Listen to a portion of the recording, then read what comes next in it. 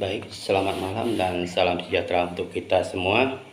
Perkenalkan, nama saya Nikodemus, NIM 2210417802, kelas F1 Konversi, jurusan Manajemen, Fakultas Ekonomi dan Bisnis, Universitas Pancabakti Pontianak. Mata kuliah Manajemen Agribisnis dengan dosen Pak Adi Mursalid SEMM. Pada kesempatan yang baik ini, saya akan menjelaskan kembali sesuai dengan perintah yang Bapak berikan kepada kami di dalam WA grup mata kuliah Manajemen Agribisnis. Jadi, pada kesempatan ini saya mulai dengan pemasaran atau pengertian pemasaran hasil pertanian. Di dalam sistem agribisnis dikenal ada beberapa sub sistem yang meliputi yang pertama subsistem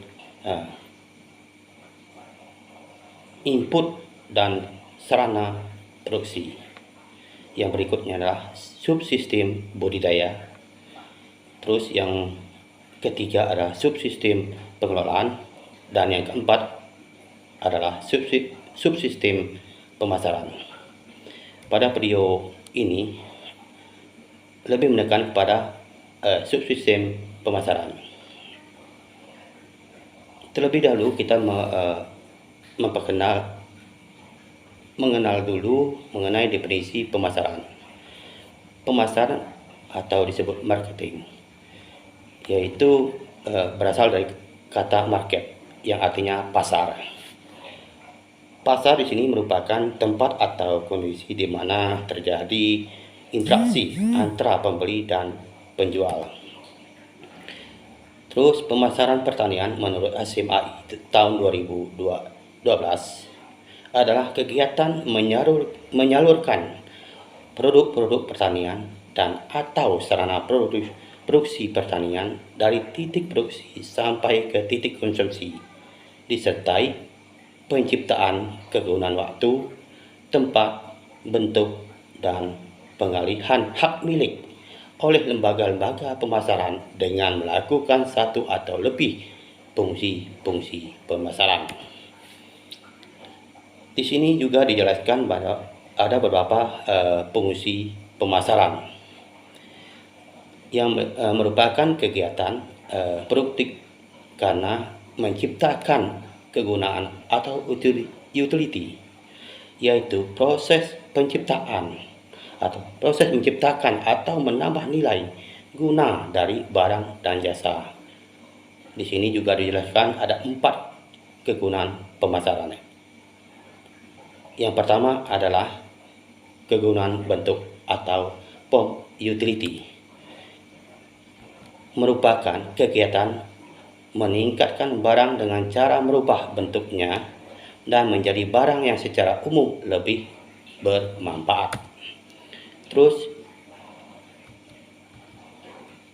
kegunaan pemasaran berikutnya adalah kegunaan tempat atau place utility, di mana kegiatan merubah suatu barang menjadi lebih berguna karena terjadi proses pemindahan dari suatu tempat ke tempat lain. Terus kegunaan yang berikutnya adalah kegunaan waktu atau time utility. Kegiatan menambah kegunaan suatu barang karena ada proses waktu atau perbedaan waktu. Yang keempat adalah kegunaan milik atau possession utility, merupakan kegiatan yang menyebabkan bertambah bergunanya suatu barang karena terjadi proses pemindahan pemilikan dari suatu pihak ke pihak lain. Dalam video ini juga kita mengenal ada kegiatan pemasaran juga melakukan fungsi-fungsi dalam kegiatan atau dalam praktiknya. Kegiatan pemasaran juga melakukan fungsi-fungsi pemasaran, yaitu yang pertama, fungsi pertukaran meliputi pembelian dan penjualan. Terus fungsi fisik yang meliputi penyimpanan, pengelolaan, dan pengangkutan. Terus fungsi yang berikut yaitu fungsi fasilitas yang meliputi standarisasi dan grading. Yang berikutnya penanggungan risiko, pembiayaan, dan informasi pasar. Dari fungsi tersebut dapat dijelaskan fungsi petugas menciptakan kegunaan hak milik. Terus kalau fungsi fisik menciptakan kegunaan waktu, bentuk, dan tempat. Terus fungsi fasilitas berkaitan dengan lembaga penunjang dalam menciptakan kegunaan waktu, bentuk, waktu, tempat, dan hak milik. Terus dalam video ini juga menjelaskan mengenai saluran pemasaran. Saluran pemasaran dapat diartikan yaitu rute yang dilalui oleh produk pertanian ketika produk bergerak dari penggait, yaitu petani produsen ke pengguna atau pemakai terakhir.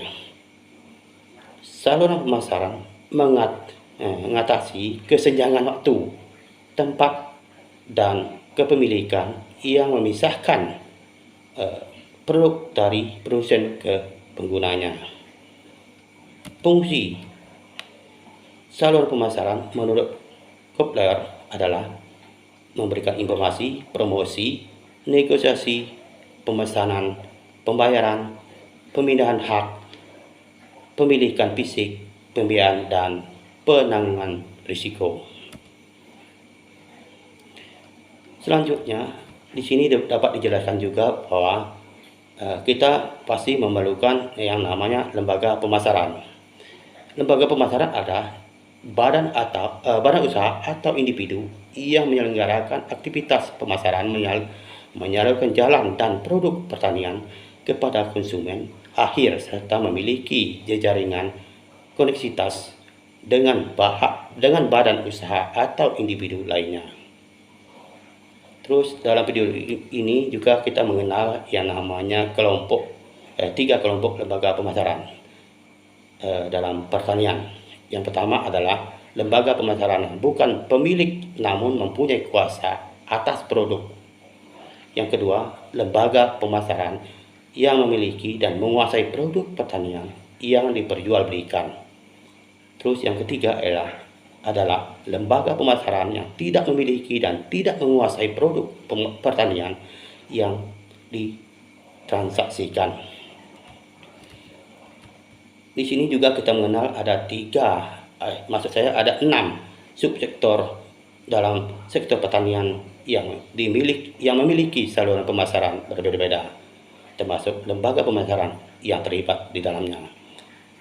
6 subsektor tersebut adalah subsektor tanaman pangan, subsektor hortikultura, subsektor perkebunan, subsektor peternakan, subsektor perikanan atau tambak, dan subsektor kehutanan. Baik, demikian saja yang dapat saya sampaikan pada kesempatan yang baik ini. Atas perhatian, saya ucapkan terima kasih. Mudah-mudahan bermanfaat dan berguna bagi kita dan semua mahasiswa yang menonton video ini. Terima kasih dan selamat malam.